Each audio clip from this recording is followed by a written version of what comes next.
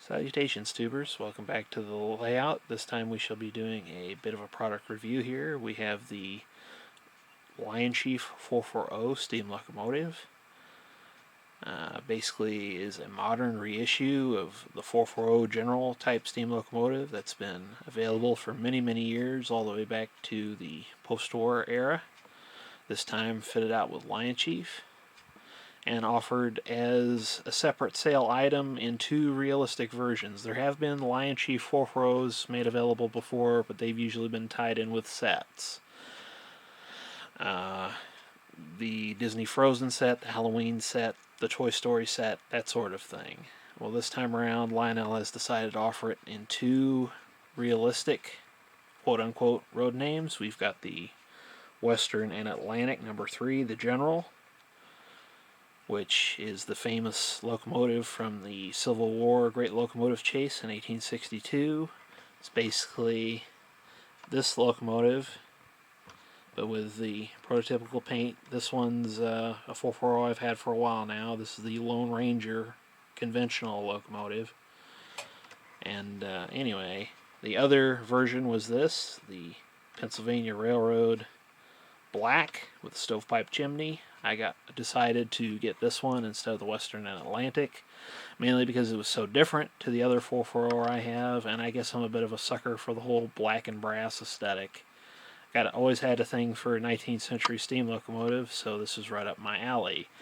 If you're interested in getting one of these yourself, the MSRP for this engine, it comes in at $250, though most Lionel dealers tend to be selling these at $220 or $230, so I would recommend going through one of those. Brief little disclaimer here, this is not a sponsored review. Nobody gave me this. I paid for it with my own money. So without further ado, we shall be getting on with it. First off is the construction. Typical of most modern Lionel engines, the underframe is metal, but the rest of it is plastic. We've got a plastic boiler, we've got a plastic chimney, plastic. The only other metal details I can find are the wheels and the coupling rods. Other than that, pretty well all plastic. We've got a standard puffer smoke unit hidden in the base of the stovepipe chimney. We've got the typical Lionchief socket drawbar that just slots in. We've got a underframe that's made of metal on the tender, but the rest of it's plastic. I guess that's in an effort to keep the costs down, but between you and me, I'd kind of like it if it was all die cast. But for what it is, it's not a bad little engine. It's got the typical Lionchief features, which I will demonstrate here in a moment. And I guess you could say this would make a good little beginner's engine. It's been a pretty good little puller. I think it looks nice. It's got a empty nameplate, which I guess I could always fill out with a name, and a legible builder's plate. I don't know if you're going to be able to see that in the video, but if I take a little gander,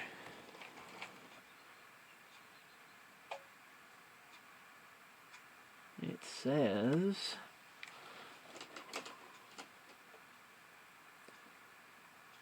Altoona Shops, January 1875, I believe, or 1873. So they're actually being a little faithful to the prototype. Pretty well is a circa 1870 locomotive. It's missing such things as a air compressor, which I guess I could separately fit that later, but it does have the piston pumps that were typical of old-fashioned engines of the time for pump water in the boiler.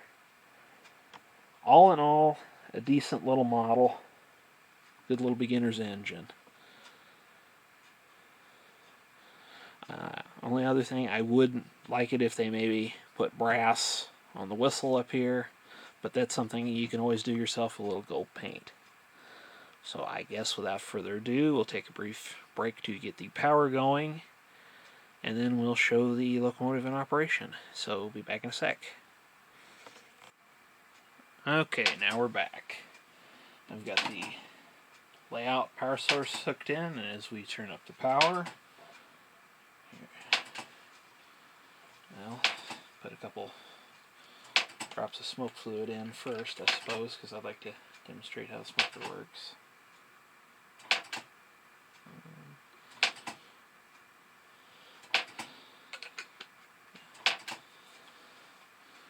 Okay.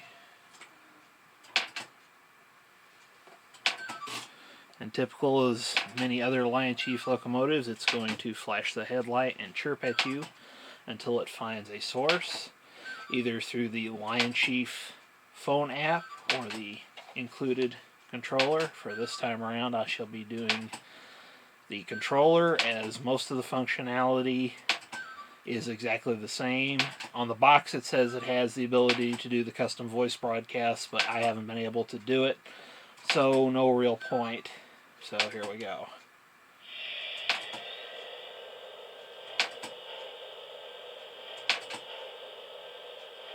First off, we'll have the whistle.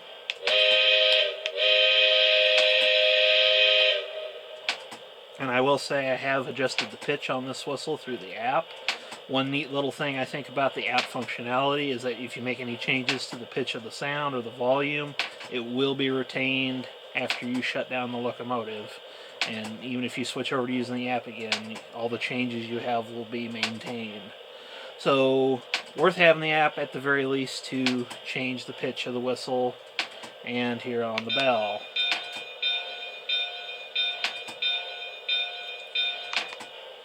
And we've got the ever controversial Crew Talk Crew Talk sound, excuse me. We are up and running. Let's get this train made up.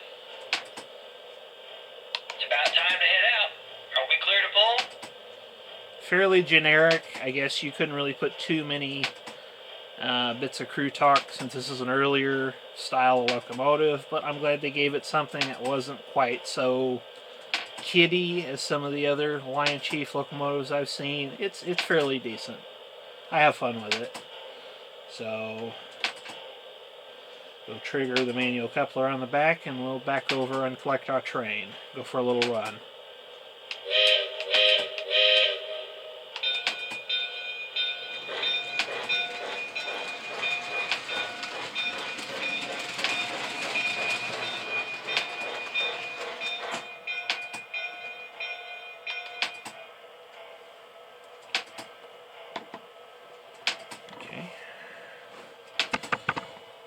Opens the camera, moving the camera. Get a little elevation so we can see what we're doing.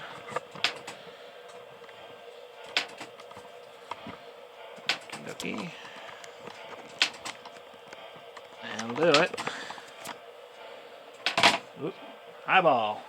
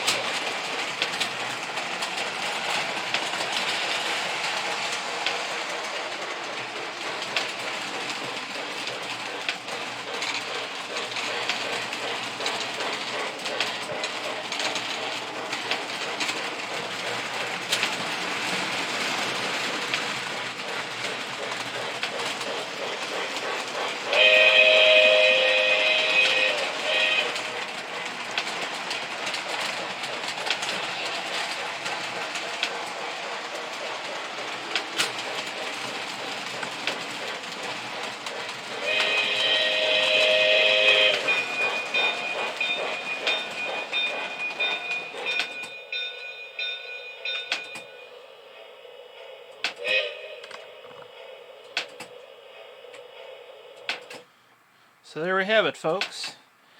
As you can see, pretty decent little run. It is noted on the box that it is rated as a minimum 031 curve, but it seems to be behaving alright on my 027 pike. So, really haven't a whole lot more to say on this. You can kind of make up your own sort of mind whether you might like it or not, but just thought it'd be a neat little thing to do to review my latest acquisition and get shore off a little bit. So I guess until next time, I shall be wishing you farewell, and I'll see you out on the track sometime again soon.